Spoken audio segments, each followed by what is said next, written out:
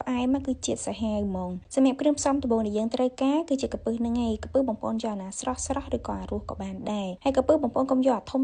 យកតូចល្អិតអញ្ចឹងមកបានឆ្ងាញ់ហើយយើងរើសវាចេញឲ្យស្អាតមកជាពិសេសកូនត្រីកុំឲ្យមានហ្មងបន្ទាប់ពីលាងទឹកលាងអីស្អាតហើយយើងដាក់ត្រាំជាមួយទឹកសូដាហ្នឹងបងប្អូនអាចប្រើសូដាកំប៉ុងដូចខ្ញុំអញ្ចឹងក៏បានឬក៏សូដាកែវក៏បានដែរហើយបងប្អូនកុំភ្លេចបន្ថែមទឹកកកបន្តិចផងដើម្បីឲ្យវាត្រជាក់យើងត្រាំវាចោលសិនមកយើងមកដាក់ខ្ចប់ប្រហុកដើម្បីយកទៅអាំងសម្រាប់ប្រហុកខ្ញុំប្រើ4-5កន្ទុយលាងទឹកឲ្យស្អាតច្រាំវាឲ្យម៉ត់ហើយខ្ចប់ជាមួយกระดาษអាលូមីញ៉ូមអញ្ចឹងឬក៏មិនអញ្ចឹងទេបងប្អូនណាដែលមានស្លឹកចេកឬក៏ស្លឹកល្មៀតខ្ចប់គឺកាន់តែឈ្ងុយថែមទៀតសម្រាប់ការអាំងបងប្អូនមានចក្រានខ្ជូងអាំងយើងអាំងដោយប្រើចក្រានខ្ជូងទៅប៉ុន្តែបើអត់មានទេធ្វើដូចខ្ញុំអញ្ចឹងក៏បានដែរដាក់ខ្ទះឲ្យក្តៅហើយដាក់វាអាំងអញ្ចឹងបងប្អូនសកត់វាទៅមកចាហៀងនឹងប្រហែលជាខ្ទង់1នាទីអីហ្នឹងបន្ទាប់ពីអាំងប្រហុករួចរាល់ហើយយើងមករៀបចំគ្រឿងផ្សេងទៀតដែលយើងមានដូចជាខ្ទឹមសបងប្អូនកុំដាក់ច្រើនពេកដាក់មួយល្មមបានហើយប៉ុន្តែបើម្ទេសវិញបងប្អូនដាក់តិចច្រើនតាមចំណង់ចំណូលចិត្តទេ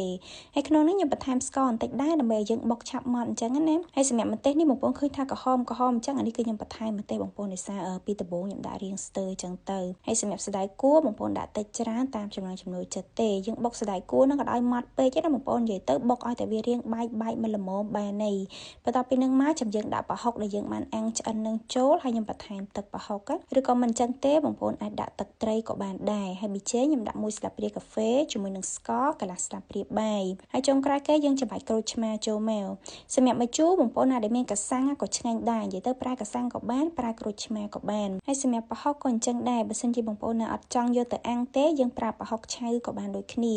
បន្ទាប់ពីយើងដាក់គ្រឿងក្រូចចូលកូរច្បល់ហើយបងប្អូនអាចភ្លក់មើលហើយថែមថយគ្រឿងបានសម្រាប់ខ្ញុំវាស្ទើប្រៃបងប្អូនដោយសារទឹកប្រហុកនេះគឺខ្ញុំធ្វើខ្លួនឯងរសជាតិរបស់វានឹងអត់សូវប្រៃទេអញ្ចឹងហើយខ្ញុំបន្ថែមទឹកប្រហុក1ស្លាបព្រាបាយទៀតហើយសម្រាប់ក្រពើវិញខ្ញុំត្រាំប្រហែលជាខ្ទង់20នាទីបងប្អូនយើងសម្រិតយកទឹកចេញប៉ុន្តែយើងអត់លាងម្ដងទៀតទេណាសម្រិតទឹកសូដាចេញហើយទុកវាឲ្យស្រស់ទឹកប្រហែលជាខ្ទង់10នាទីអីសិនទៅបងប្អូនកុំឲ្យវានៅទឹកអ៊ីចមើលថាវាស្រស់ទឹកហើយចាំយើងយកវាមកច្បល់ជាមួយនឹងគ្រឿងដែលយើងបានភ្លក់ហើយស្រាប់នឹងដាក់ចូលហើយកូរច្បល់វារៀងយូរបន្តិចមកបងប្អូនដើម្បីវាចូលជាតិបានល្អបន្ទាប់ពីនឹងមកបងប្អូនអាចភ្លក់មើលម្ដងទៀតក៏បានដែរព្រោះអីពេលដែលយើងដាក់ជាមួយក្រពើទៅវាអាចនឹងរៀងសាបជាងមុនអញ្ចឹងណាអញ្ចឹងបើសិនជាវាស្ទើគ្រឿងអីយើងអាចថែមថយម្ដងទៀតបានហើយចុងក្រោយគេនេះយើងគ្រាន់តែបន្ថែមជីរណាឬក៏ជីអង្កាមក៏បានដែរតែប៉ុណ្្នឹងមកបុកក្រពើជាមួយសណ្តែកគួររបស់យើងគឺរួចរាល់យើងអាចយកទៅញ៉ាំបានហើយហ្នឹងគឺគេញ៉ាំជាមួយបន្លែបងប្អូនបន្លែផ្ទាប់ហ្នឹងមានដូចជាកូនស្ពៃបូកគោមានជីឬក៏សណ្តែកគួរយើងផ្ទាប់ញ៉ាំក្រៅទៀតដែរក៏បានជាតិវិញបើសិនជាបងប្អូនមានផ្ទាប់បន្លែដូចខ្ញុំអញ្ចឹងអាចយករសជាតិរៀងដិតបន្តិច